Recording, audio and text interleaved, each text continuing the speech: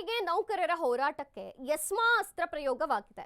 ಮುಷ್ಕರ ಮಾಡದಂತೆ ಸಾರಿಗೆ ನೌಕರರಿಗೆ ಸೂಚನೆಯನ್ನ ಕೊಟ್ಟಿದೆ ಸರ್ಕಾರ. 6 ತಿಂಗಳವರೆಗೆ ಪ್ರತಿಭಟನೆ ಮಾಡಬಾರದು ಅಂತ ಸರ್ಕಾರ ಆದೇಶವನ್ನ ಹೊರಡಿಸಿದೆ. ಆದೇಶ ಉಲ್ಲಂಘನೆ ಮಾಡಿದ್ರೆ ಸರ್ಕಾರ ಕಠಿಣ ಕ್ರಮಕ್ಕೂ ಕೂಡ ಮುಂದಾಗುತ್ತೆ. ಎಸ್ಮಾ ಜಾರಿಯಾಗಿದೆ. 6 ತಿಂಗಳ ಯಾವುದೇ ಪ್ರತಿಭಟನೆ ಮಾಡುವಂತಿಲ್ಲ. ಎಸ್ಮಾ ಎಚ್ಚರಿಕೆಗೆ ಹೆದರಲ್ಲ ಅಂತಿದ್ದಾರೆ ಸಾರಿಗೆ ಮುಖಂಡರು. ಅಶ್ವವೇಗ ನ್ಯೂಸ್ ಜೊತೆ ಅನಂತ ಸುಬ್ರಾವ್ ಅವರು ಮಾತನಾಡಿದ್ದಾರೆ, ಹೇಳಿಕೆಯನ್ನ ಕೊಟ್ಟಿದ್ದಾರೆ. ನೌಕರರ ಜೊತೆ ಚರ್ಚೆ ಮಾಡಿ ತೀರ್ಮಾನ ಮಾಡ್ತೇವೆ. ಆದ್ರೆ ಎಸ್ಮಾಗೆ ಹೆದರಲ್ಲ ನಾವು ಅಂತ ಹೇಳಿದ್ದಾರೆ. ಸರ್ಕಾರದ ಯಾವುದೇ ಆದೇಶಕ್ಕೆ ನಾವೇನ್ ಹೆದರಲ್ಲ. ಸಾರಿಗೆ ಕಾರ್ಮಿಕರ ನ್ಯಾಯಯುತವಾಗಿ ಬೇಡಿಕೆ ಈಡೇರಿಸಲಿ. ಕಾರ್ಮಿಕರು ಎಷ್ಟೋ ದಿನದಿಂದ ಅವರ ಬೇಡಿಕೆಗಳನ್ನು ಇಡ್ತಾನೆ ಇದ್ದಾರೆ. ರಾಜ್ಯ ಸರ್ಕಾರಕ್ಕೆ ಇದು ಯಾಕೆ ಅರ್ಥವಾಗ್ತಿಲ್ಲ ಅಂತ ಮುಖಂಡರು ಅಶ್ವವೇಗ ನ್ಯೂಸ್ ಜೊತೆ ನೇರವಾಗಿ ಮಾತನಾಡಿದ್ದಾರೆ. ಏನ್ ಮಾತನಾಡಿದ್ದಾರೆ ಕೇಳೋಣ. ಸರ್ಕಾರ ಒಂದು ರೀತಿಯಲ್ಲಿ ಇವತ್ತು ಶಾಕ್ ಕೊಟ್ಟಿರುವಂತಹದ್ದು. 6 ತಿಂಗಳ ಕಾಲ ಯಾವುದೇ ಬೇಡಿಕೆಗಳಂತೂ ಮುಷ್ಕರವನ್ನ ಮಾಡದಂತೆ ನಿರ್ಬಂಧನೆಯನ್ನ ಈಗ ಸದ್ಯಕ್ಕೆ ಹೇರಿದ್ದಾರೆ.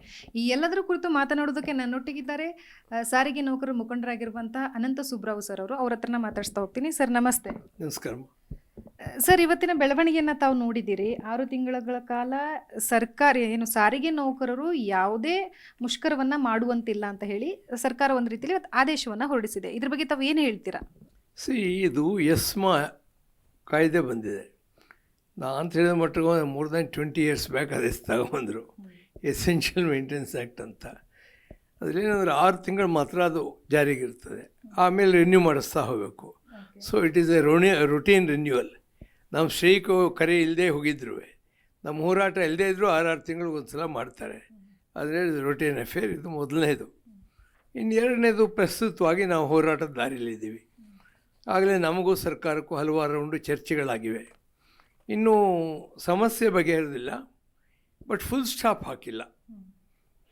ಮಾತುಕತೆಗೆ ನಾವು ಫುಲ್ ಸ್ಟಾಪ್ ಹಾಕಿಲ್ಲ, ಸರ್ಕಾರವೂ ಫುಲ್ ಸ್ಟಾಪ್ ಹಾಕಿಲ್ಲ.